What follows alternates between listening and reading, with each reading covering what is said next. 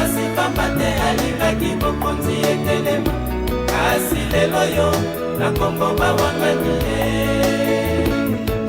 andimaki pasi pamba te alingaki bokonzi etelema kasi lelo yo na Kongo bawangani ye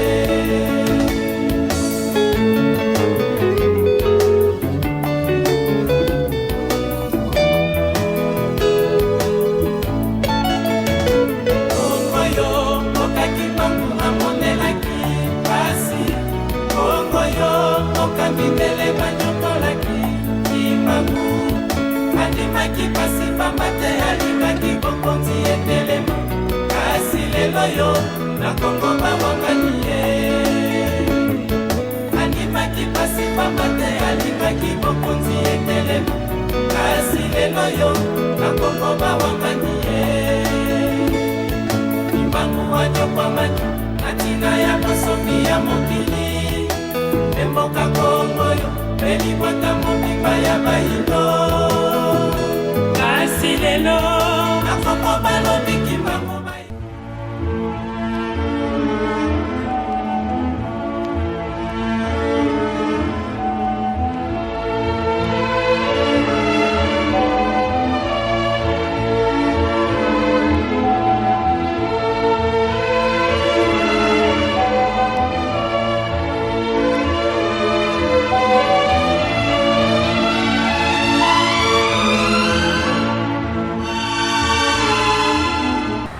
Chers téléspectateurs, bonjour et merci de nous retrouver une fois de plus dans cette tranche spéciale consacrée pour vous parler de l'indépendance de la République démocratique du Congo. 30 juin 1960, vous savez, c'est en ce moment-là que le peuple congolais a accédé à la souveraineté nationale et internationale. Sur ce plateau, nous ne sommes pas seuls. Je suis accompagné de mon confrère Jean-Lucie Lama-Kananou et nous avons un seul invité, Papa Ndingaron, qui va devoir nous parler de l'indépendance et d'où vient-elle, quel est l'apport de l'église kimbangiste ou sa contribution en ce qui concerne l'indépendance de la République démocratique du Congo. Papa Jean-Lucie Lama-Kananou, bonjour. Bonjour, conseiller Tétis Samba. D'où vient l'indépendance de la République démocratique du Congo, là, qui se sera passée en revue avec notre invité, Révérend Aron. Il est le représentant légal, premier suppliant et chargé de mission du chef spirituel auprès du cabinet. Bonjour. Bonjour papa. Bonjour maman journaliste. Et nous sommes très heureux de pouvoir vous recevoir sur ce plateau pour essayer de parler de l'indépendance de notre pays, la RDC. Et alors papa, si vous pouvez nous brosser à peu près qu'est-ce qu'est l'indépendance, d'où vient-elle et comment est-ce que le Congo a fait pour qu'elle accède à l'indépendance? Je vous remercie maman journaliste de m'avoir posé cette belle question aujourd'hui parlant de l'indépendance du Congo RDC. Merci beaucoup maman. Il y a plusieurs fois, quand je suis les différentes chaînes congolaises qui parlent de l'indépendance, mais la lumière semble être floue, alors que la vérité ne s'achète pas en argent. Il faut le méditer, il faut le dire tel qu'il est. La vérité c'est Dieu, le mensonge c'est Satan. Le délai de Satan a une courte durée, le délai de Dieu est éternel, je dirais. Merci. L'indépendance comme telle pour notre pays a une fondation. Dans sa fondation, il y a quelqu'un envoyé, choisi par Dieu. Tel a été chez nos amis blancs ou israélites qui a eu depuis la création du monde. Dieu a travaillé qu'avec les juifs, les israélites. D'où il a mis sa parole, son pouvoir et tout pour diriger ce monde. Et à notre tour, nous, Jésus nous a promis, après toute sa souffrance, il dit, j'ai une autre nation. Dans l'Afrique, je ne suis pas arrivé. Je vais retourner chez mon Père, vous demander notre consolateur qui va venir vous aider. Vous l'appellerez Saint-Esprit. Lui, il fera et il vous dira ce que je vous ai dit. Celui-là vous sauvera dans toutes vos souffrances. Ceci est dit par Jésus-Christ dans le livre de Jean 14, 25-26. Lisez bien, vous verrez la promesse de Jésus. Tout le monde dit Jésus. Est-ce que nous suivons ce que Jésus nous aurait dit? C'est malheureux. Point. Nous arrivons sous la réalisation de l'indépendance. Nous, l'homme noir d'Afrique, avons connu l'arrivée ou l'envoyé spécial de Jésus selon sa promesse. En 1887 a été né quelqu'un, et en 1921, d'où le monde va le découvrir, pour connaître que celui-ci a vêtu le corps de l'homme, mais c'est un Dieu parmi nous, parce que c'est un envoyé de Dieu. Concrètement, révérend Kitsoukoulou, quel est l'apport de l'église kimbanguiste sur l'indépendance de la République démocratique du Congo, concrètement? L'apport de Papa Simon Kimbangu, je vous dis franchement, chers frères et sœurs, que c'est lui qui nous a libérés dans cet esclavagisme de l'homme blanc. Je cite, en 1958, son fils aîné a été associé dans le groupe des cadres administratifs de toutes les commises en chef d'Afrique au Congo. Congo et Rwanda, Urundi. L'homme blanc, ils étaient tous appelés en Belgique pour un examen spécial, d'où le roi Baudouin voulait connaître les véritables cadres intellectuels dans son gouvernement. Eh bien, Papa Kisolokel y compris, son nom a été repris. Et son père, Dieu qu'il est, savait que mon fils est appelé. Il a sifflé à Maman Mouidou Kiawanga, sa femme. Il dit, notre enfant est appelé en Europe. Il va assister là où tous les cadres intellectuels vont aller assister.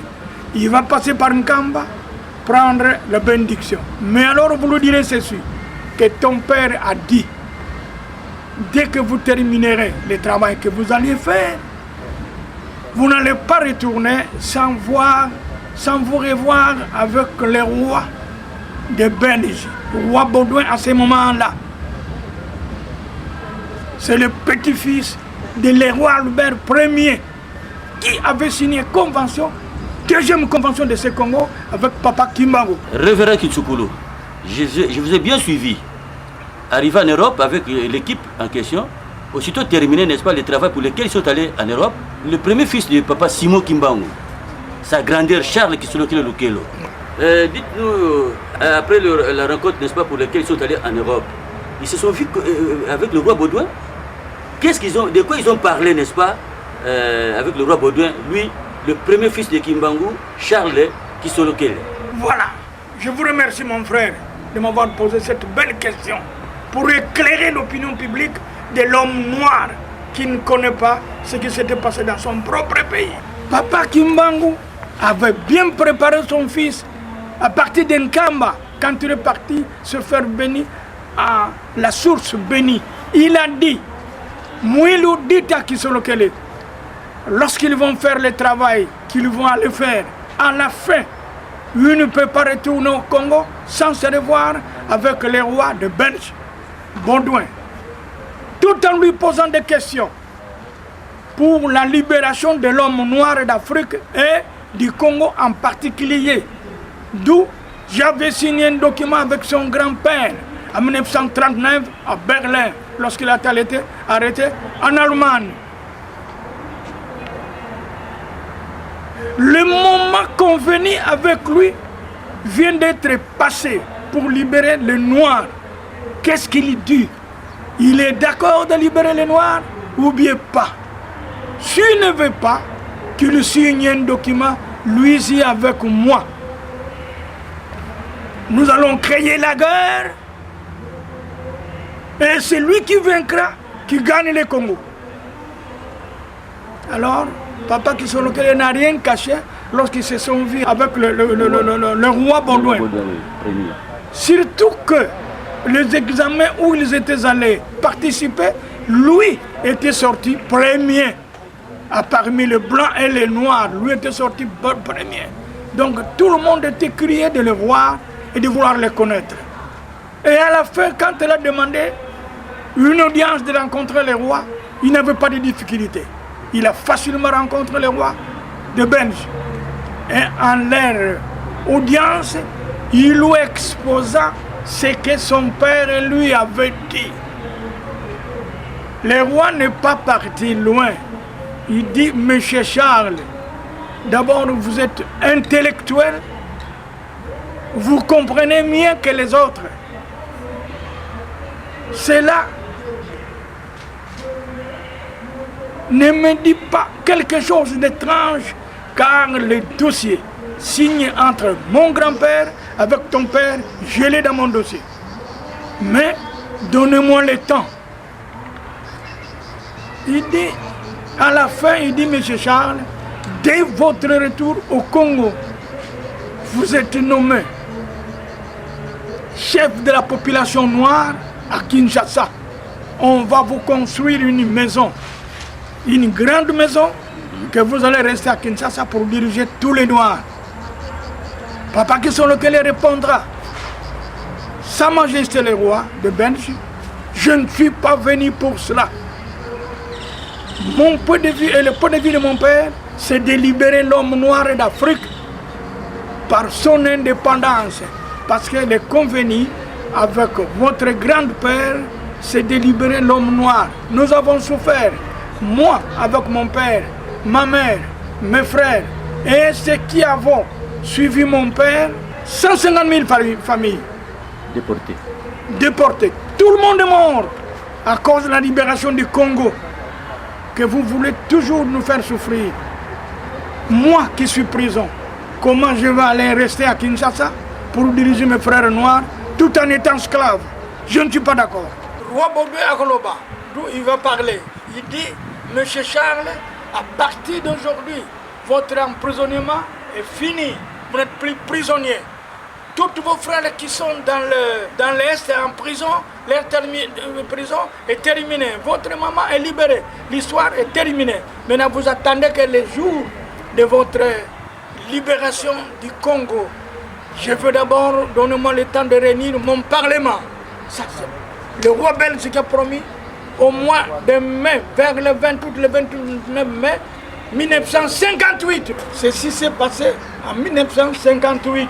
Oui, révérend Ndinga Kitchukulu Aron. Oui. Mais le papa Simon Kimbangu était en prison au Katanga, ça nous le savons tous. Comprenez? Mais quand est-ce qu'ils ont signé, n'est-ce pas, ces documents-là dont vous avez fait allusion? Et où? Ceci étant, si nous, l'homme noir d'Afrique, était conscient, ce sont des choses qui devaient nous apprendre. Papa Kimbangu était réellement Dieu parmi nous noirs. Comme Dieu a dit à Abraham que vous êtes Dieu parmi tout homme, peuple israélite. Oui, le Juif. document dont on parle. Alors, Papa Kimbangu s'est trouvé en prison, comme vous le dites, c'est vrai. Mais en tant que Dieu, il a vu ce qui s'était passé en Allemagne. Et il s'est référé en disant, c'est lui qui a signé le document en 1885 au Berlin pour la libération du Congo après 50 ans. Et maintenant, il est arrêté en Allemagne. Et les Allemands préparent sa mort. Et si lui meurt, qui va donner l'indépendance des Noirs au Congo? Parce que c'est lui qui est conscient de cela. Les autres diront non.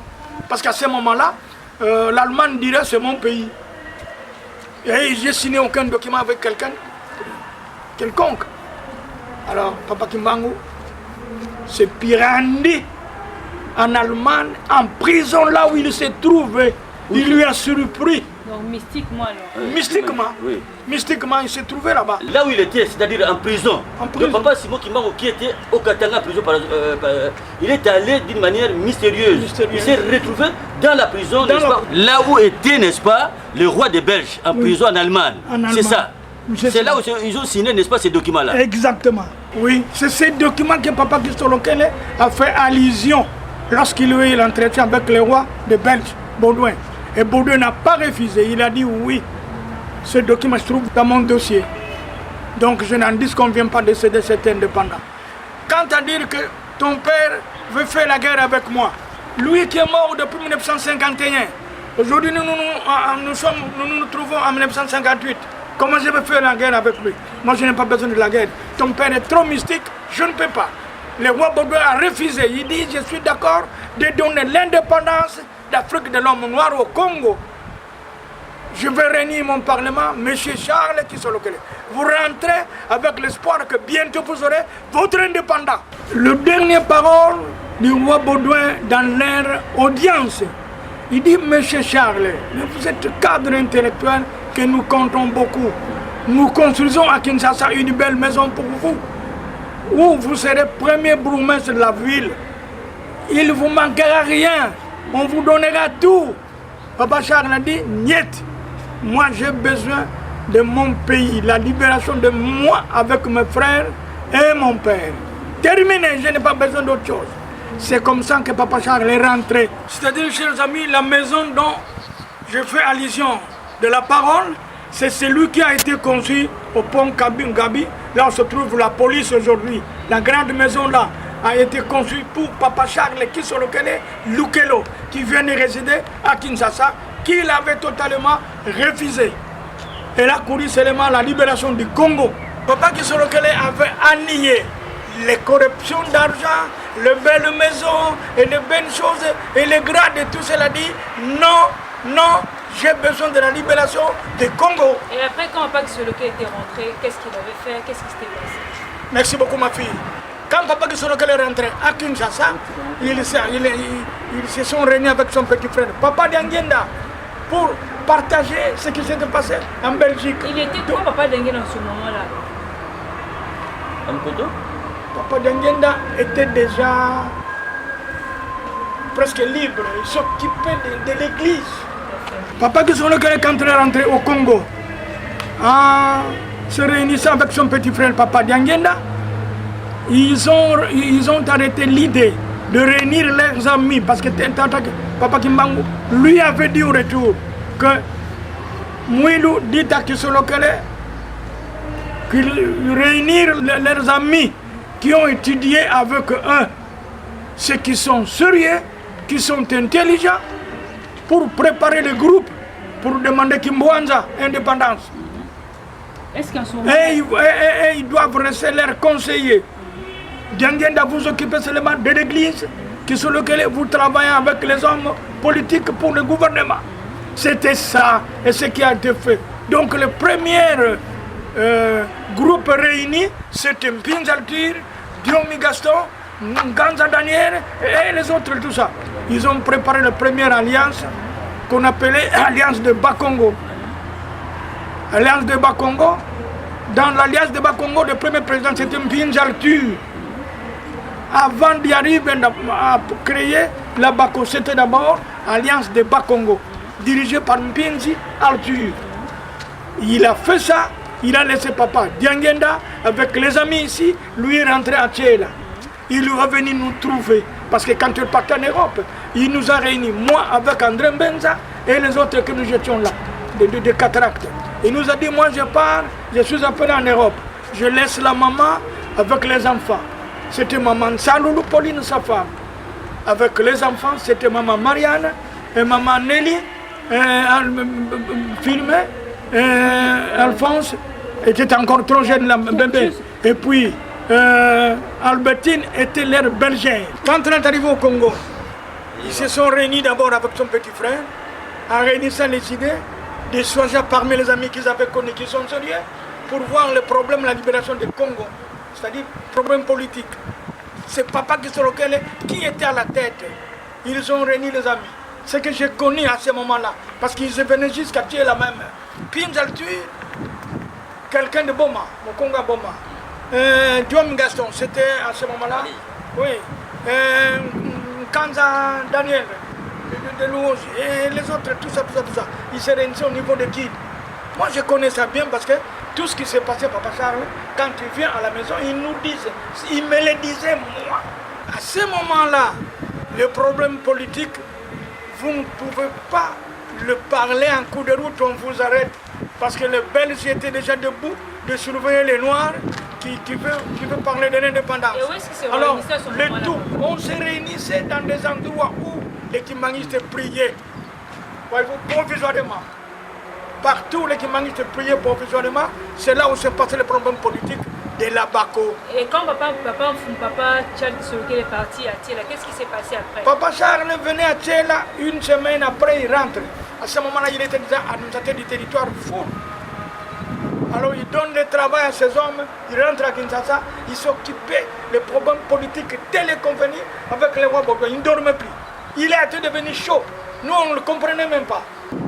Et quelles sont les activités ou les démarches qu'il menait pour aboutir à tout ça? Les contacts entre lui avec les amis chargés de problèmes politiques, il était le conseiller principal. Entre-temps, les amis des autres choses là, de l'Est, de l'Équateur, il s'est trouvé, il s'est entreparlé. Pourquoi j'ai compris ça?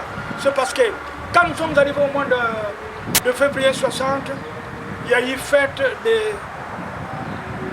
sa 46e anniversaire, d'où nous avons senti le plusieurs partis politiques qui est venu lui chercher à Thiela, Papa Charles. La Bako à ce moment-là, toutes les quartiers générales de la Bako s'étaient réunis pour aller assister à la cérémonie de l'emprisonnement de Papa Kisolokele depuis 1921 et assister aussi à sa 46e anniversaire depuis sa naissance. Alors, là, vous voyez la Bako, toute sa quartier générale, la Jabako, qui était la jeunesse d'Abako, et les autres partis politiques, vous verrez MNC, PCA, PNP, Asureko, Kaneko, Balubakat, PNC, Kalonji, Achao.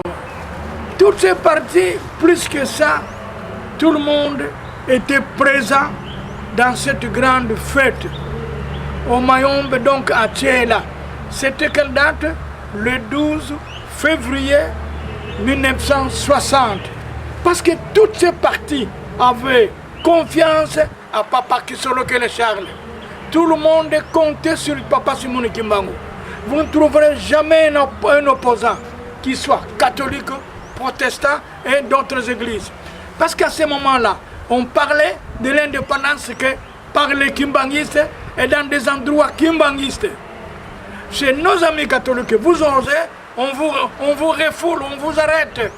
Chez les protestants, vous parlez d'indépendance, on vous arrête. Parce qu'à ce moment-là, le pouvoir est encore entre les mains de Blancs qui dirigeaient ces églises-là.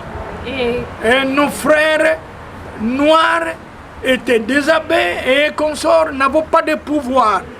Donc tout ce qui s'est intéressé dans cet esprit de l'indépendance s'associait avec nous. Le tout, si vous voulez connaître ce qui se passe pour l'indépendance et la libération du Congo, il faut voir un kimbanguiste.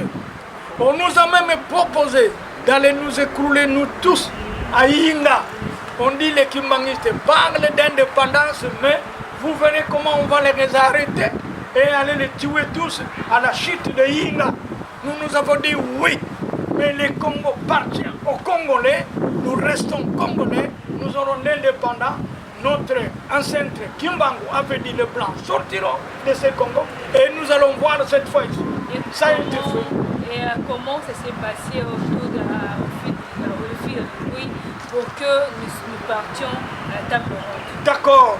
Après cette grande fête de Papa Kisolokele, à Thiela, où ils se sont tous convenus de préparer tout d'abord un gouvernement de transition et secondons partie tous les cadres choisis pour les tables rondes.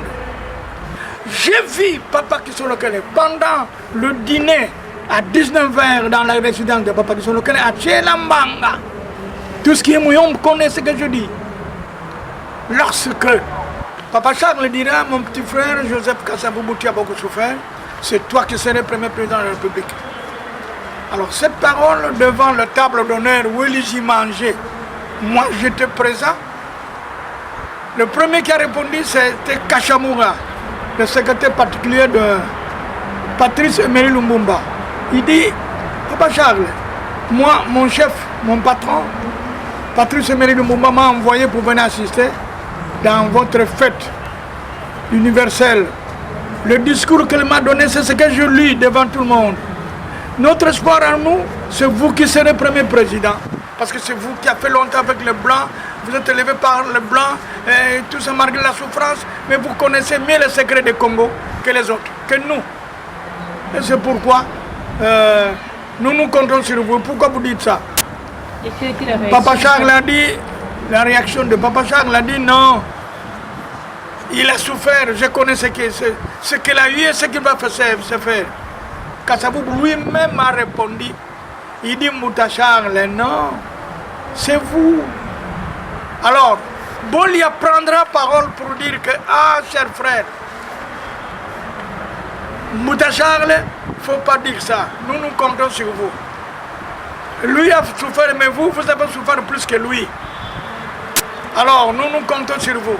D'ailleurs, moi, Bolia, je me pose toujours la question, pour vous, nos frères Bakongo, à partir de Kinshasa, vous vous entendez jusqu'à la mer. Quand l'autre parle, notre écoute, il répond. Tandis que nous, vos frères de l'Est, après 10 km, le dialecte change. Nous nous posons des questions. C'est pourquoi, à présent, je demande à Papa Mvoala, Diangien Dakuntima Joseph, était présent sur la table. Il dit, dès que nous rentrons à Kinshasa, moi je vais louer un avion. Donnez-moi des pasteurs Bakongo pour aller aussi évangéliser la parole de notre ancêtre, Papa Kimbangu, chez nous dans les hauts, pour que nous soyons tous réellement ses enfants, parce qu'on doit s'entendre. La première des choses dans le christianisme, c'est de s'entendre. Mais nous ne nous entendons pas, alors ça me travaille. Quant à ce qui concerne Papa Charles, nous nous comptons beaucoup sur vous. Et après, qu'est-ce qui s'est passé? Et après, moi, David a voulu parler, il n'a pas parlé. Bikebi Raymond a voulu parler, il n'a pas parlé. Et le reste, Papa Charles a dit, bon, on verra ce qui va se passer. Mais, vous n'ayez pas peur. Mon père est toujours avec vous et nous allons vous épauler. C'était sa dernière parole. C'était fini. Alors, la fête a poursuivi jusqu'à plus loin là-bas. Et lors de leur retour à Kinshasa, c'était les préparations. Les préparations pour partir à la table ronde. Papa Charles Kisolokele a été bel et bien parti à la table ronde. Derrière, c'est lui qui avait l'argent avec laquelle ils avaient payé les cautions chez le gouvernement belge. Quand est-ce que s'est passé la table ronde? C'était au nombre de combien? Les nombres, je ne peux pas vous la déterminer. Je vous dirais que toutes les partis politiques ont été représentés à la table ronde. C'est parce que Maître Croco, qui était notre avocat, lorsque Kasavubo était arrêté, on a cheminé à Brazzaville par une technique que je ne peux pas vous déterminer aujourd'hui, que nous nous connaissons bien. Parce que l'histoire, il faut le suivre comme tel que ça a été passé. Moi, j'étais pour moi présent, je voyais ce qui s'est passé. Quelque chose qui m'échappe, je pose la question à Papa Kisolokele Charles. Il me répond, il me donne la lumière. Donc, l'arrivée de Maître Croquet à Brazzaville, parce que tout notre groupe d'Ambako était arrêté, se trouvait à Brazzaville. Toutes les partis politiques, la tête de l'Ambako se trouvait à Brazzaville, avec quelques ses accompagnants. Donc, le plainte a été posée par l'Ambako à partir de Brazzaville chez Youlou Flibert, qui était absent, il se trouvait en France. Le bureau de Youlou Flibert a informé Flibert Youlou en Europe, en France, et Youlou Flibert a fait tout pour nous trouver un défenseur qu'on appelait Maître Croquet. Et Maître Croquet a été descendu de la France pour Brazzaville, d'où il a trouvé Kassabou avec tout son staff. Il les a interrogés, il a fait les dossiers. Maître Croquet traversait à Kinshasa, trouvait chaque parti politique. Chaque parti politique a donné sa vision à lui. Les visions des partis politiques étaient unies pour demander l'indépendance, nous tous. Nous voulons l'indépendance immédiate. Et alors, au vu de ce dossier, Maître Croquet se trouvait satisfait. C'est comme ça qu'il est rentré en France ou en Belgique, déposer la plainte. Non, j'arrive. Déposer la plainte. Lorsque le moment était venu pour aller assister à la table ronde, toutes ces partis politiques étaient représentés tels qu'ils nous étaient recensés par Maître Croquet dans leur dossier. Et alors, Papa Charles Kisolokele, c'était le ténor du groupe, il était le conseiller principal. Tous les partis politiques venaient lui voir et lui donnaient des visions. Lumbumba, c'était un grand leader qui avait la majorité. Mais alors, il savait Kisolokele et qui est-il. C'est pourquoi il avait rédigé un bon discours qui a été lu à Tchela le 12 février 1960. Ça c'est devant moi. Je vis, j'ai connu ce qui a été dit là-dessus. Sur ce, lorsqu'ils sont arrivés au traité du problème, le gouvernement belge, selon la loi, avons demandé le caution pour libérer les dossiers au tribunal. Eh bien, aucun parti politique n'avait l'argent. Ni la Bako, la nôtre, n'avait pas l'argent. Papa Kisolokele, Papa Simon Kimbangu savait tout ce qui va se passer en Belgique. C'est lui qui a dit à son fils, Diangenda, Telambutaku, Kanatemo, dites à votre grand frère d'amener l'argent. Papa Diangenda a fait sortir 50 000 francs belges à la banque de Kinshasa ici. Parce qu'ils avaient leur économie, ils se connaissaient. Et où est-ce qu'il avait placé cet argent? Alors, il a donné l'argent à Papa Kisolokele. Il dit, en Europe, si on vous demande l'argent, vous allez, Papa dit, je connais bien. Il est parti avec ça. Alors, pendant qu'on leur avait demandé les cautions, personne n'avait l'argent. Papa Kisolokele a fait sortir l'argent. Il a remis les cautions demandées. Pour l'indépendance de ce Congo, ce n'était pas l'argent d'une partie, non. L'argent propre de Papa Kisolokele avec son petit frère. Aucun parti politique n'avait l'argent parce qu'ils ne savaient pas. Ils ne savaient pas qu'on va nous demander les cautions là-bas avant qu'on soit admis. Alors, nous, c'est nous qui avons, qui vivons avec Dieu. Dieu savait ce qu'il va se passer en Belgique. Il a remis à son grand frère l'argent de Papa Diangenda. Et Papa Diangenda a été soufflé par leur père, Papa Simon Kimbangu. Le montant était de 50 000 francs belges. Et la question vous sera posée, Papa. L'argent qu'il avait remis, c'était un montant de 50 000 francs belges. Oui. Et où est-ce que Papa Diangenda avait pu trouver cet argent, encore plus en francs belges? Papa Diangenda, la question posée, c'est où est-ce qu'il avait trouvé cet argent. Papa Diangenda, d'abord chef d'une église, malgré encore, mais alors il était déjà chef d'une église. Et secondo, secrétaire général de l'administration belge à ce moment-là. Il a travaillé pendant combien de temps? Oui, pendant longtemps. Il a travaillé pendant longtemps. Et son grand frère. Mais vous n'avez pas dit. Ils avaient des économies. Il ne manquait rien. Ils ont fait ça au nom de tous les kimbanguistes. Donc c'est les kimbanguistes qui ont payé l'argent de l'indépendance. Moi je croyais que papa, l'indépendance, on a eu l'indépendance par rapport au discours qu'on prononçait, alors qu'ils ont demandé en revanche quelque chose pour qu'on ait l'indépendance. Oui, oui. Sans cela, on n'allait pas voir l'indépendance. On n'allait même pas plaider. Et à qui on avait remis cet argent? Cet argent qu'on avait remis au gouvernement belge, le gouvernement belge a eu 45 000 francs belges et Maître Croquet a eu 5 000 francs belges comme 10%, selon la loi. Son 10%, il avait retiré là-bas. C'est-à-dire, après la plaide de tout, après c'est alors que Maître Croquet est venu chercher son argent ici à Kinshasa. Il a été jusqu'à mon côté, devant moi. Je me suis salué avec Maître Croquet. À ce moment-là, quand Maître Croquet est venu chercher le reste de son argent, eh bien, tous les partis politiques fonctionnaient déjà. Il y avait la facilité, surtout la Bako. Vous avez dit que Maître Croquet est venu rencontrer Papa Diangenda à Monkoto. Pourquoi faire alors? Ah bon? Un jour, Maître Croquet va venir à Monkoto, poser la question de Papa Diangenda. Il dit, Monsieur Joseph Diangenda, je suis parti de chez moi en France pour le Congo, uniquement pour venir vous voir. Je voudrais connaître votre secret. Parce que jamais depuis la création du monde, un noir crée quelque chose que le blanc doit se soumettre, doit participer, doit croire et se soumettre. Quel est votre secret? Quel est ce quelque chose-là que Papa Dangenda avait créé et qui a surpris les Belges? C'était quoi qui a surpris M. Croquet, le défenseur de... C'est simple à répondre, mon frère. C'est l'église Kimbangiste. Qu'ils ont senti une église plus puissante que leurs églises. Après l'entretien avec Maître Croquet, et qu'est-ce qu'il y a eu après? Qu'est-ce qui s'est succédé, les activités pour qu'on arrive à la question de l'indépendance le 30 juin? C'était maintenant le résultat arrêté à la table ronde pour la libération du Congo, d'où Maître Croquet était notre porte-parole. Les questions venaient du Congo.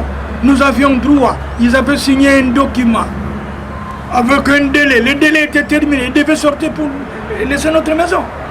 Notre maison, c'est notre gouvernement, c'est notre État. Quelle est la date exacte qui a été arrêtée pour l'octroi de l'indépendance de la République démocratique du Congo? C'était le 30 juin. C'était à partir d'où ça? À partir de la Belgique. À partir de la Belgique. À partir de la Belgique. À partir de la conférence de... À partir de la conférence. Oui. Quels ont été les préparatifs pour arriver au 30 juin? Les préparatifs après la conférence étaient de créer un gouvernement de transition. Ils avaient partagé le pouvoir provisoire jusqu'après les élections. Alors, ce gouvernement de transition qui a préparé les élections, qui est terminé avant le 30 juin, d'où le président était reconnu et ainsi de suite. C'est fini. Et au 30 juin alors? Le 30 juin, c'est le jour que le roi est venu déposer, céder l'indépendance. La seule chose, la seule malheur, qui continue à nous faire souffrir jusqu'à aujourd'hui. Jusqu'à aujourd'hui, chers frères, Papa Dangenda avait bel et bien dit à Kassabou, qui était déjà président du gouvernement de transition, que le jour du 30 juin, Papa Dangenda avait dit à Kassabou, lorsque le roi Bobé va lire son discours, à la fin, il va vous appeler pour aller prendre les documents de la libération du Congo. Quand vous allez prendre ce document, avant de retourner à la tribune, vous verrez un blanc qui se vêtirait en costume. Mais c'est un prêtre catholique. Il va vous poser la question. Il va d'abord vous féliciter. Après la félicitation, il va vous poser la question. Quelle est l'église qui va diriger votre gouvernement? Répondez-le carrément, nous avons notre église, c'est l'église Kimbangiste. Vous le verrez, il serait découragé. Ça va, ils sont bien convaincus. Arrivé le 30, le roi va lire les discours. À la fin, il va appeler Kassabou, il descend de prendre les documents. En retournant, ce blanc est venu. Il lui serre la main, il lui félicite, il lui pose la question. Monsieur Joseph Kassabou, maintenant vous avez votre État. Mais quel est l'église qui va diriger votre état spirituel? Kassabou a taillé, alors nous allons voir. Les réponses de Kassabou, nous allons voir. Papa Dangenda s'est fâché, le blanc rigolé, dit c'est fini. Les noirs, le Congo, nous l'avons encore. Les Congo, nous l'avons encore. Ils en ont encore jusqu'à aujourd'hui. Voilà, chers frères, cette phrase-là a froissé le cœur de Papa Dangenda. À partir de ces jours-là, Papa n'a même pas mangé le soir chez lui. Il dit c'est fini, on a souffert pour rien. Parce que c'est le pouvoir. Le pouvoir est d'abord spirituel et puis politique. Mais maintenant le pouvoir spirituel, on n'en a pas. On a eu le pouvoir politique, mais spirituellement, on est encore là. Donc c'est la souffrance de l'homme noir jusqu'à ces jours. Parce que nous sommes encore colonisés par les Belges. Parce qu'on continue à être colonisés. C'est l'église catholique. Belge. Nos frères prêtres ou religieux catholiques congolais, ils ont moins de pouvoir que les catholiques blancs parce qu'ils continuent à coloniser le Congo. Papa Dangenda a été rentré très touché, c'est parce que la ligne de conduite qu'elle avait donnée au président Kassaboubou n'a pas été respectée comme telle. Elle va donner les garanties de nouveau gouvernement belge parce que l'Église catholique, c'était le gouvernement belge. Le gouvernement belge, c'était l'Église catholique. Lorsqu'il va garder le pouvoir encore à eux, et c'est fini, on est indépendant, politique, mais spirituellement, on n'en a pas, même pas économiquement. C'est la souffrance même. Or, les Écritures saintes disent, lorsque vous êtes indépendant d'un pays qui vous libère, vous êtes livré de l'indépendance, même leur Dieu ne priez pas, parce qu'il continuera à vous dominer. Donc jusqu'à présent, franchement dit, le Congo continue à être dominé par les esprits importés, je dirais. Parce que vous voyez aujourd'hui comment les églises de réveil, combien ils sont en train de détourner même l'histoire de ce pays, troubler les esprits des croyants Dieu. Ils ne voient pas comment marcher, comment se développer. Parce que le développement de l'homme est parti à partir de l'esprit spirituel. Le spiritualisme chez nous est éparpillé. On n'est pas regroupé, on n'est pas régressé. Dieu lui-même... On ne parle pas le même langage. Dieu même, on ne parle pas le même langage. Le pouvoir catholique, belge, comme portugais en Angola, chez Mama Kimpia Vita. Chez Mama Kimpia Vita. Vous voyez combien avons fait souffrir les Noirs du Congo, Angola, comme Congo ex-belge, comme Congo ex-français et consorts. On comprend bien que c'est depuis les temps anciens, depuis les temps reculés, avec un nom qui patrouille, c'est toujours l'Église catholique belge qui terrasse, qui est en train de menacer le pouvoir spirituel du Congo. Mais oui, il faut suivre l'histoire. Nous ne sommes pas dans l'histoire de Mbanza Congo. Je vous le dirai bien après, parce que je les connais très bien, cette histoire-là.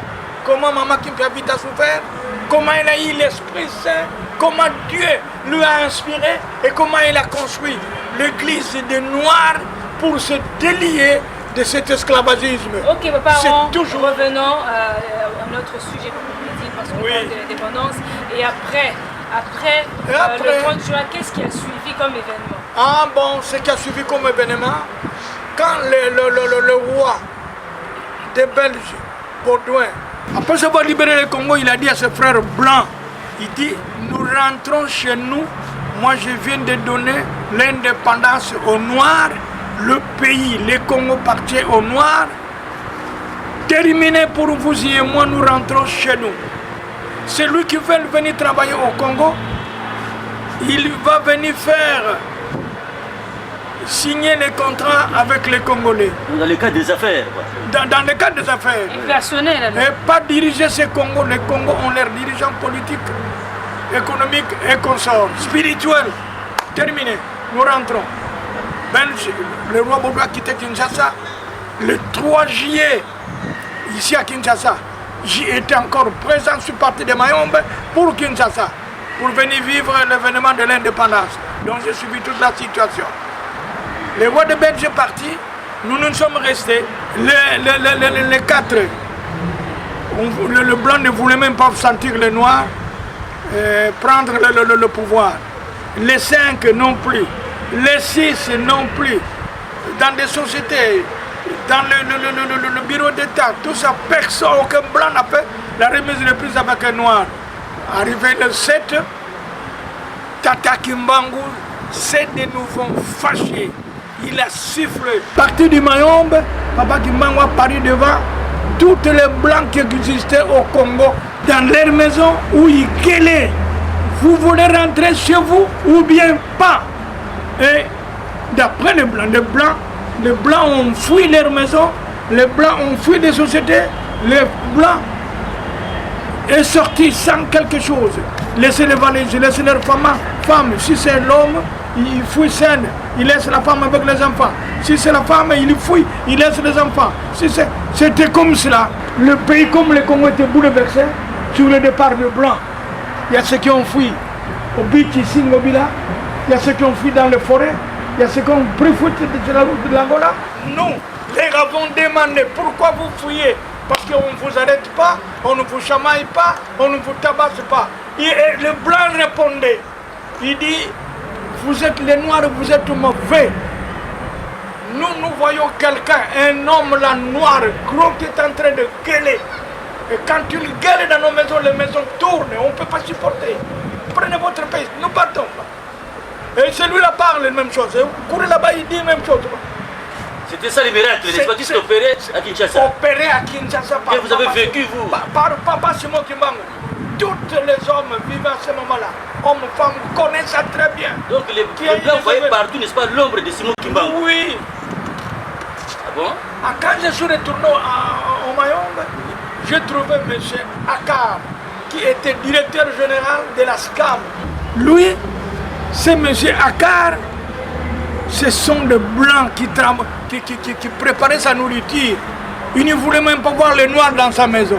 Mais ce jour-là, M. Akar a pris fuite avec caleçon, en caleçon, en oubliant tous ses belles habits et ses valises et tout ça, en abandonnant sa femme et les enfants sur la route de Nzobelouz. Tout ce qui est Mouyombe... Qu'est-ce qu'il leur faisait fuir? Ce qui est Mouyombe connaît ce qu'est Nzobelouz. Il fuyait comment? En voiture, à pied, comment? À pied, il fouillait à pied. Et les autres couraient avec les voitures, arrivaient plus loin, ils voient que la route n'est pas bonne, ils abandonnent la voiture, ils prennent le pied et partent. Et quel est donc votre dernier message par rapport à la fuite des Occidentaux, des Belges, des Européens, et aussi quel événement donc a mis fin à tout ça pour que le Congo soit au moins en paix? Le miracle qu'il y a eu, quand ton les a regroupé le blanc, on a réuni 3 trains qui les avaient amenés. Ceux qui ont pris fuite à l'intérieur, on ne suivait pas. Ceux qui étaient présents à Kinshasa, le militaire les avait tous regroupés pour les acheminer d'après le gouvernement. Kassapoubou, le premier ministre à ce moment était encore vivant, Lumumba Mary Patrice, et le papa Charles, qui était le ministre d'État, et tout ça, avons trouvé solution de prendre le blanc, les acheminer chez eux. Vous avez dit que papa Charles était ministre d'État. Ministre d'État. C'était en quelle année? En 60? En 60. Tout au départ, papa Kisoloke était sorti ministre d'État, ici à Kinshasa. Ils avaient trouvé solution de les acheminer à Matadi. De Matadi, ils prendront le bâton pour chez eux en Europe. Chose faite. Qu'est-ce qu'ils ont fait? On les a acheminés de Kinshasa jusqu'à Matadi. À Matadi, au bateau pour partir en Europe. Arrivés à Kitona base, ils se sont réunis en cours de route, ils ne veulent pas partir. Ils se sont réunis à Kitona pour dire les Noirs n'ont pas de fusil, les Noirs n'ont plus rien. Ils ne connaissent pas la guerre. Nous avons appris la guerre. Non, nous devons retourner, tuer les Noirs et reprendre le Congo. Ce que le Wambodo a fait, ça c'est pour lui. Mais quant à nous, nous avons investi au Congo, nous ne partons plus. Donc les colons et les autres jeunes, parce que tout blanc avait son fusil. Ils avaient préparé 10 bateaux de guerre pour faire demi-tour, venir acheter le Congo. Après? C'était au mois de juillet. Après, arrivé à Boma, ils ont débloqué 2 bateaux, ils ont fait descendre le militaire avec le fusil, avec le véhicule, pour désarmer d'abord Boma. Ils avaient désarmé Boma. Quand Tabora et quand Chinka, les Boma trachés me suivent, ils connaissent ce qui s'était passé. Et puis ils sont descendus au Mayombe. Là, j'étais déjà à Tchéla, j'ai quitté Kinshasa pour Tchéla. Parce que moi, j'ai surveillé bien le mouvement de l'indépendance. Arrivé à Tchéla, nous avons vu venir le véhicule de militaires blancs, pas de noirs, blancs. Tous les militaires noirs à moment, ils étaient arrêtés. Racheté le camp Tabora et le camp Chinka. Ils ont racheté la société, l'Agrifor Lemba a été racheté par le blanc. L'Agrifor Lukula a été racheté par le blanc. Kinia a été racheté par le blanc. Ils sont partis directement prendre la mission catholique Kangu. Ils sont descendus à Tchéla. Ils ont pris la mission Mbatantombo. Notre vieux qui était là, un vieux prêtre, donc l'abbé, on appelait l'abbé Natalis. Il avait des âges de plus de 80 ans comme moi. Eh bien, on l'a fait sortir de la paroisse. Parce qu'il était noir, on l'a fait chasser de la paroisse. Toutes les abbés noirs dans les paroisses catholiques étaient raciés, étaient chassés devant moi. Après ça, qu'ils aient occupé tout ça, maintenant qu'est-ce oui, maintenant les blancs occupaient de tout ça. Ah ben, les 8 autres bateaux sont montés à Matadi. Arrivés à Matadi, ils ont laissé un bateau à Noki. Les 7 autres bateaux sont montés au port. Ils avaient pris tous les ports. Pendant la nuit, ils ont racheté Matadi, chassé tous les noirs en ville. D'ailleurs, la ville n'était pas encore habitée parce que les blancs étaient partis. Alors, à la cité, les noirs ont senti que la ville est rachetée par les militaires blancs, on ne peut rien faire. Alors qu'on va faire un message à Kinshasa. À Kinshasa, le gouvernement n'était pas encore en place, n'était pas encore en fonction. L'armée était encore comme ça, il n'y avait pas un dirigeant de l'armée, parce que c'était à peine qu'on se débrouillait, il n'y avait que des caporales et des sergents-majors. Non, vous coupez aussi. Oui. Qu'est-ce qu'ils ont dit? Les lamatés, on doit prendre ici à Kinshasa, à Matadi, il y a eu un blanc, un homme là, en couleur, en blanc, qui a porté des tenues marquées Simon Kimbangu, roi du Congo. Simon Kimbangu, roi du Congo. Simon Kimbangu, roi du Congo. C'est le tenue qu'il a porté. J'avais même ce photo-là. Ce n'est pas longtemps que cela a écoulé, je n'avais pas besoin de ça. Et puis qu'est-ce qui va arriver? Le nouvel est venu à Kinshasa pour dire que nous, Matadi est tombé, Boma est tombé, toutes les Mayombe est tombé, on sait comment faire. Le gouvernement va se réunir à une réunion extraordinaire pour trouver solution. Ils ont dit à Matadi, comme c'est Papa Simon qui est en train de se voir là-bas, il n'y a pas quelqu'un d'autre qui doit aller que vous, M. Charles. Papa Charles, vous connaissez ce qui se passe. Vous avec votre papa, notre papa, mais vous, c'est vous qui parlez. Papa Charles était d'accord, il dit, mais en condition que j'ai avec les militaires. C'est alors qu'ils vont préparer les 350 militaires qui se trouvaient en Banzangou. Quand Hardy, avec les camps Chonankuru, réunit tous les militaires pour aller avec Papa Charles à Matadi. Papa Charles descendit en voiture noire, tout en étant ministre d'État à ce moment-là. 350 militaires sont descendus à Matadi avec Papa Charles. Arrivé à Matadi, Papa Charles a entendu ce qui s'était passé. Alors à Matadi, tous les Noirs ont fui leur maison. La ville est restée vide, la cité est restée vide. Nos hommes qui étaient là, les Kimbanguistes, sont témoins, les non-Kimbanguistes sont témoins à Matadi.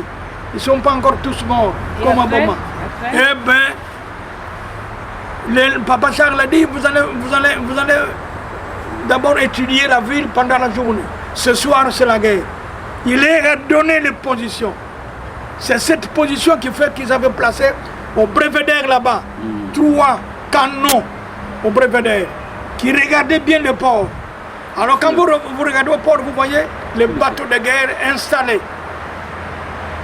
Eh bien, la guerre a eu passé la nuit, d'où les Blancs avons 5800 militaires, les Blancs militaires de guerre, 5800.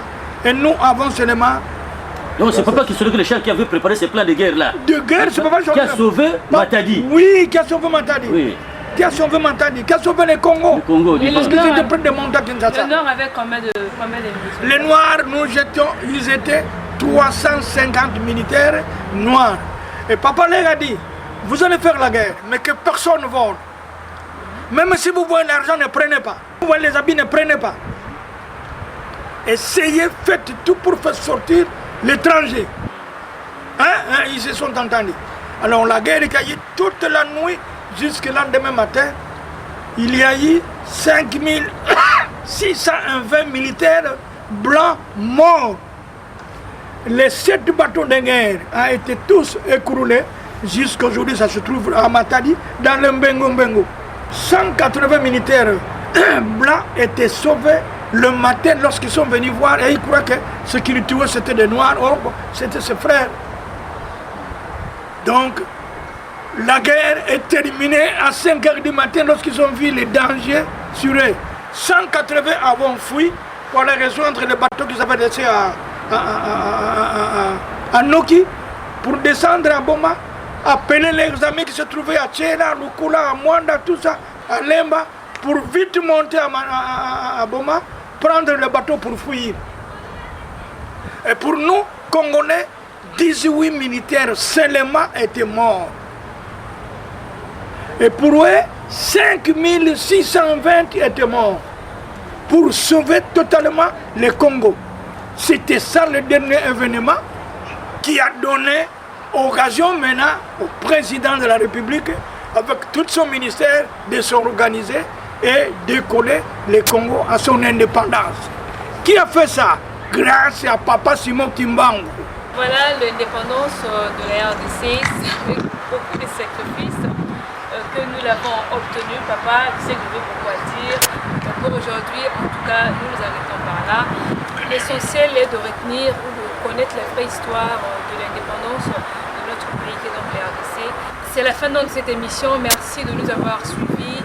Et cette émission, si vous l'avez bien aimée, dites grand merci à Hugues Vuele qui assurait donc la technique ou la prise de vue, et à Arnaud Tiba qui en a assuré la réalisation.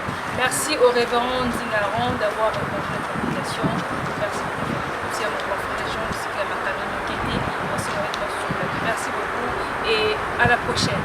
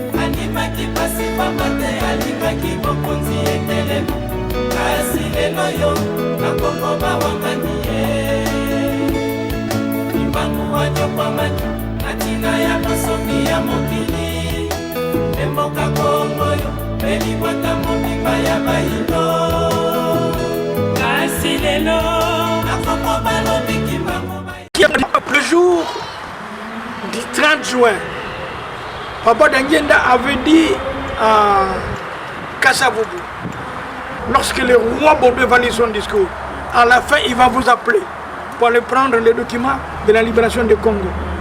Quand vous allez prendre ces documents, avant de retourner à la tribune, vous verrez un blanc qui se vêtirait en costume, mais c'est un prêtre catholique. Il va vous poser la question, il va d'abord vous féliciter. Après la félicitation, il va vous poser la question. Quelle est l'église qui va diriger votre gouvernement?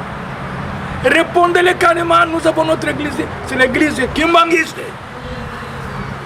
Vous le verrez, il serait découragé. Ça va, ils sont bien convaincus. Arrivé le 30, les rois vont lire les discours. À la fin, il va appeler Kasavubu, il descend de prendre les documents. En retournant, ce blanc est venu. Il lui serre de la main, il lui félicite, il lui pose la question. Monsieur Joseph Kasavubu, maintenant vous avez votre État, mais quelle est l'église qui va diriger votre État spirituel? Kasavubu a taillé, alors nous allons voir. Les réponses de Kasavubu, nous allons voir. Papa Dangenda s'est fâché, le blanc rigolé, dit c'est fini. Les noirs, le Congo, nous l'avons encore. Les Congo, nous l'avons encore. Ils en ont encore jusqu'aujourd'hui. Voilà, chers frères, Cette phrase-là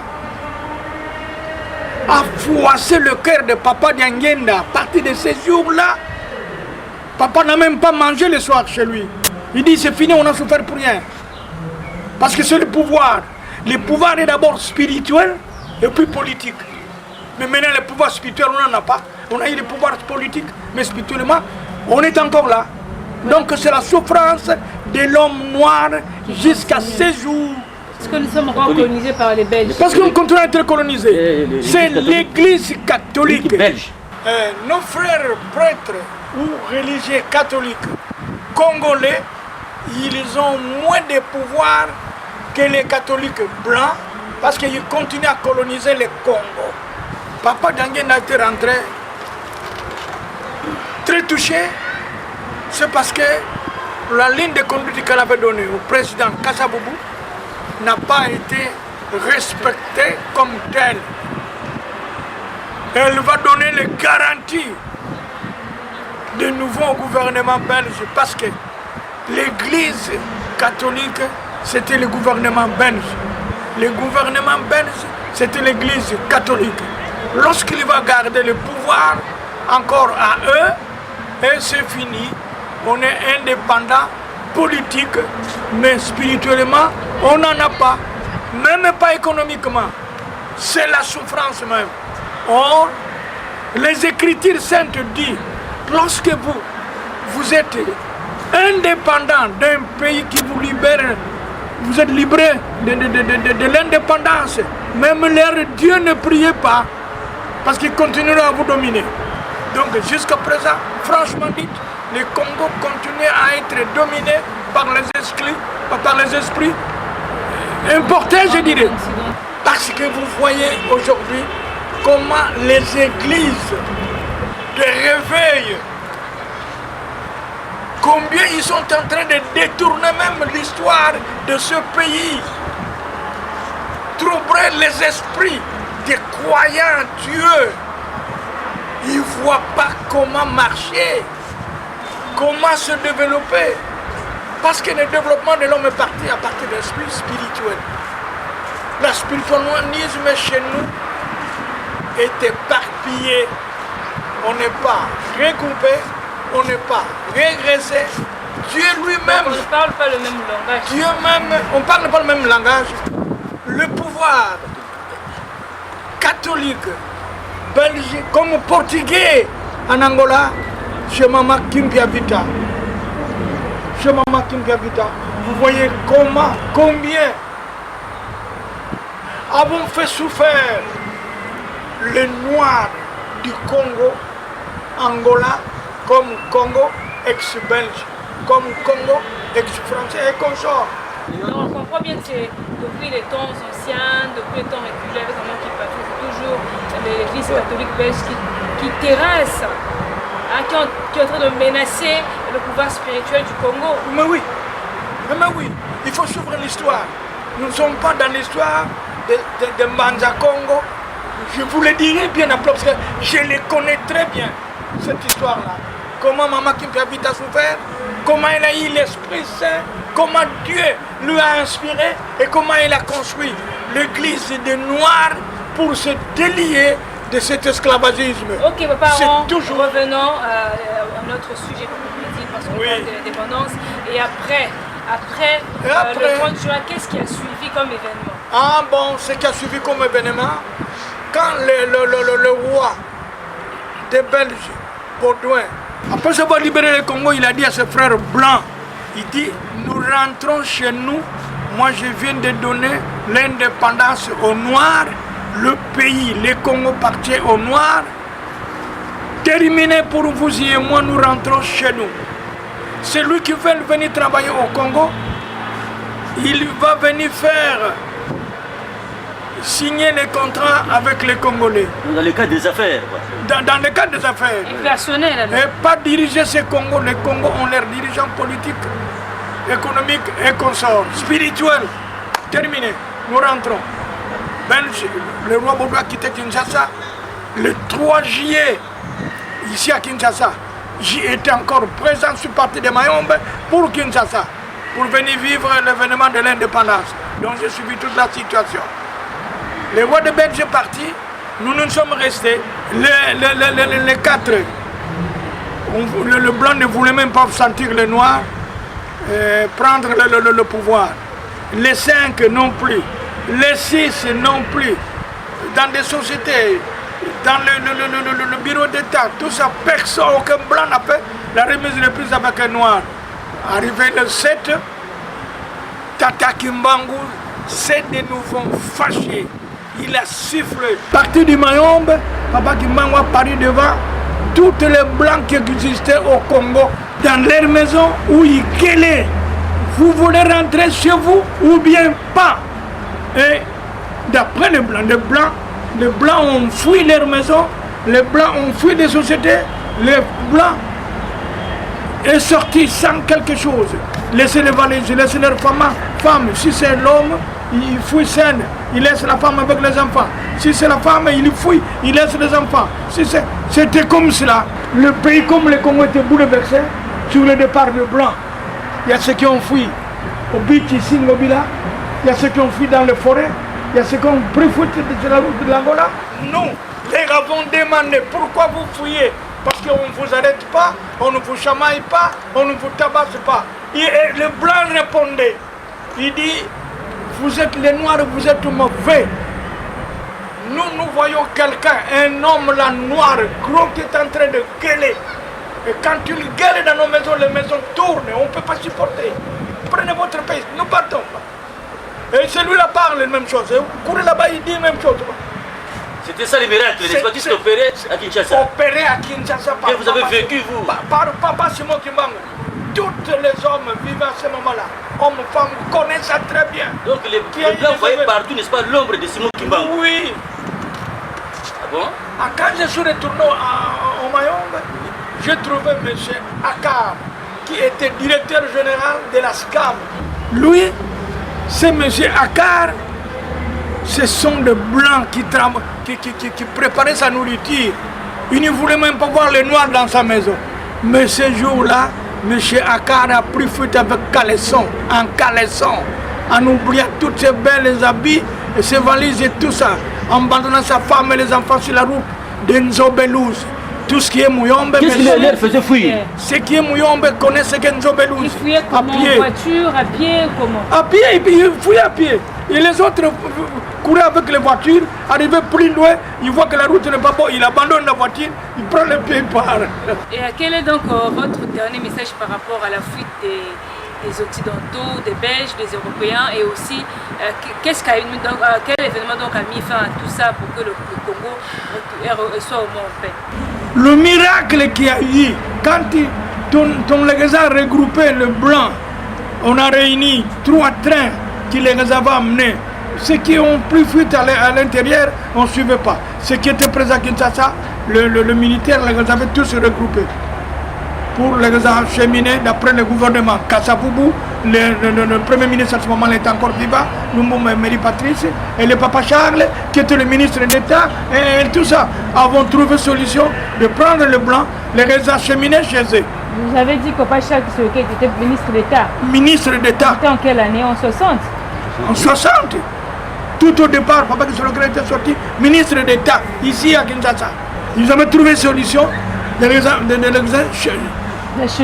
acheminer à Matadi. De Matadi, ils prendront le bâton pour chez eux en Europe.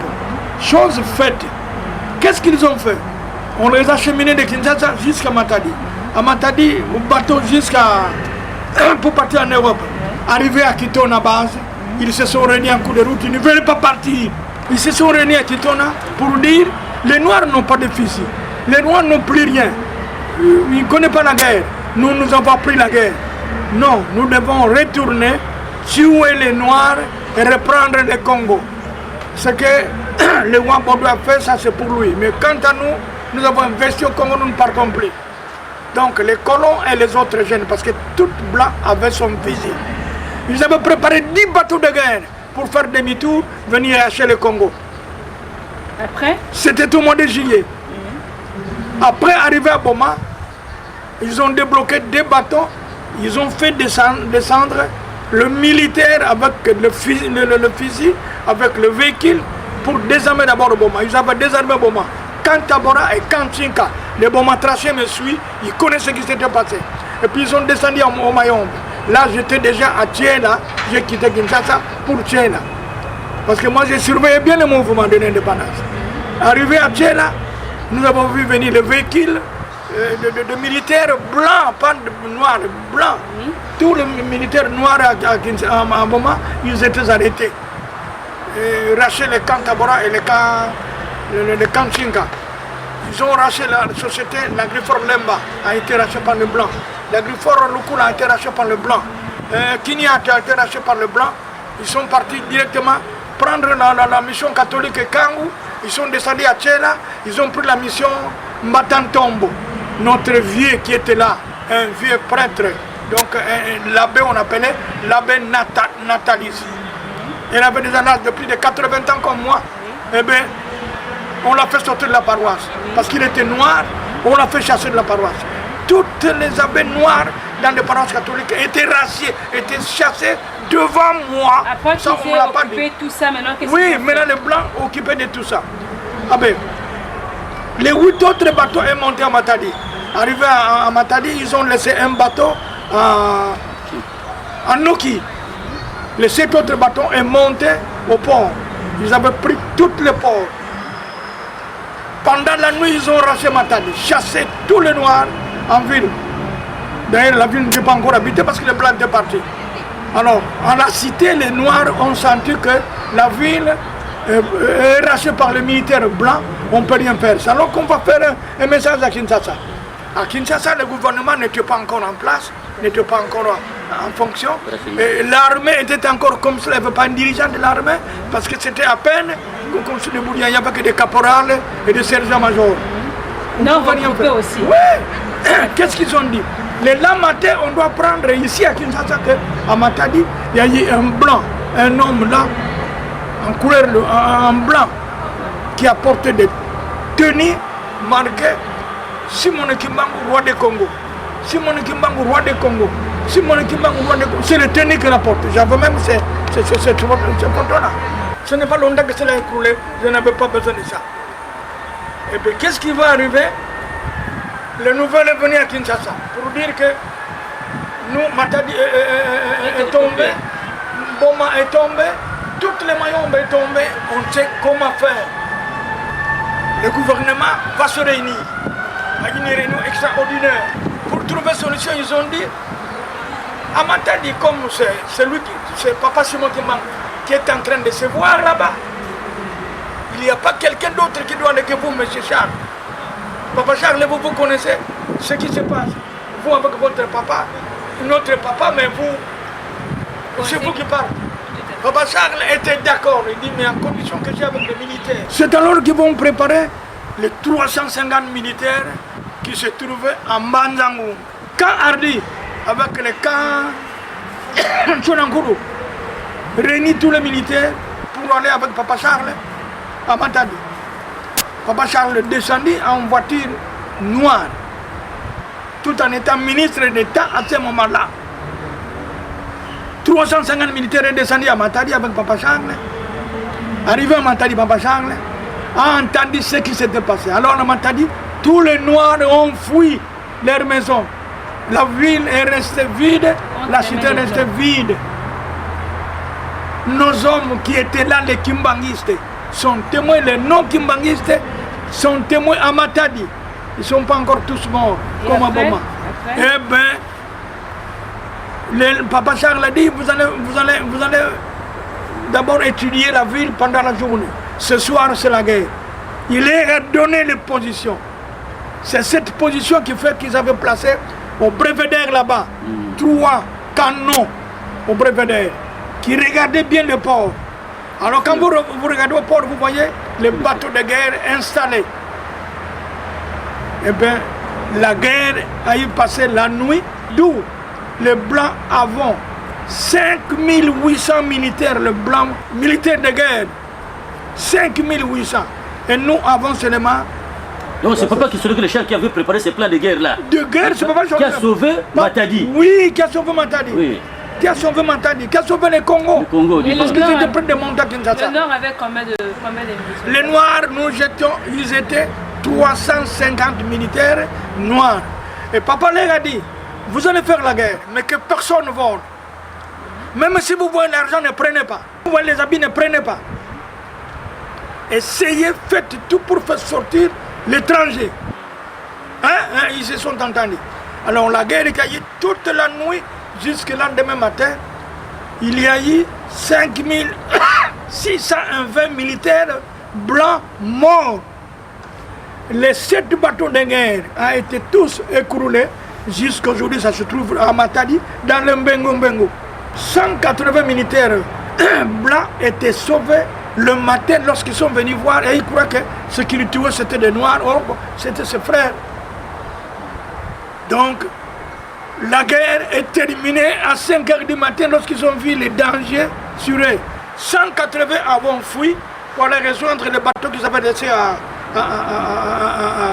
Noki pour descendre à Boma, appeler les amis qui se trouvaient à Tchela, Lukula, à Mwanda, tout ça, à Lemba, pour vite monter à Boma, prendre le bateau pour fuir. Et pour nous, Congolais, 18 militaires seulement étaient morts. Et pour eux, 5620 étaient morts pour sauver totalement le Congo.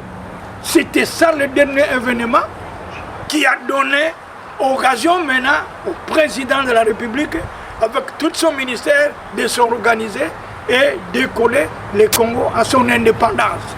Qui a fait ça? Grâce à Papa Simon Kimbangu.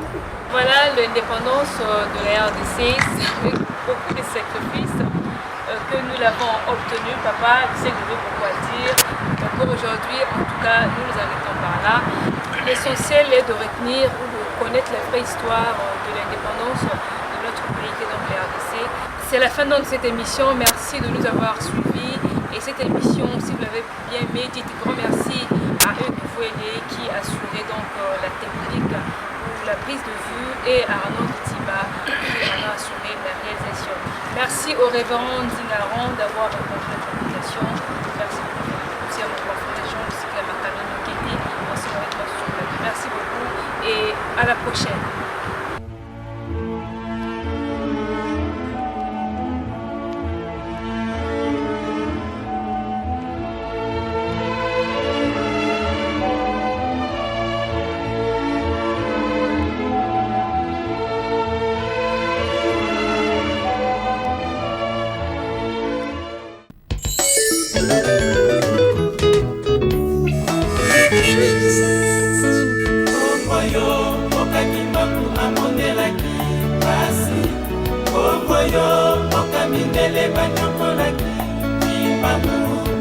Andimaki pasi pambate alingaki bokonzi etelema kasi lelo yo na Kongo bawangani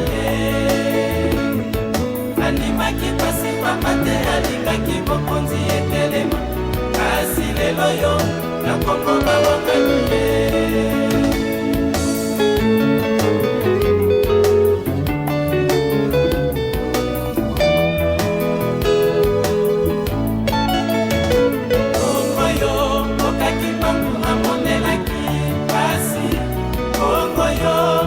Mindele banyokolaki Kimbangu Andimaki pasi pambate alimaki bokonzi etelema kasi lelo yo na Kongo bawangani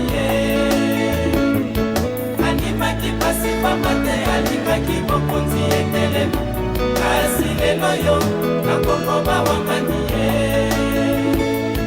Kimbangu wanyokwamani natina ya kosomi ya mokili Mboka Kongo yo, peli bota mobimba ya bailo Kasi lelo, na Kongo balobi